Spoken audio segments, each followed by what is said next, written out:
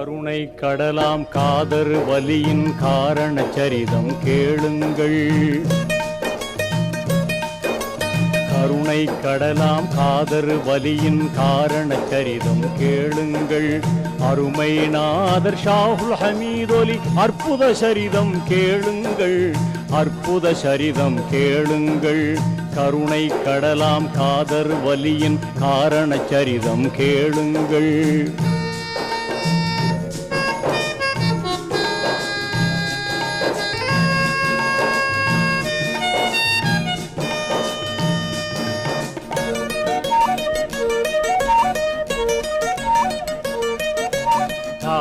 நபியின் 23ஆம் தலைமுறை வழியில் வந்தவராம். நபியின் 23ஆம் தலைமுறை வழியில் வந்த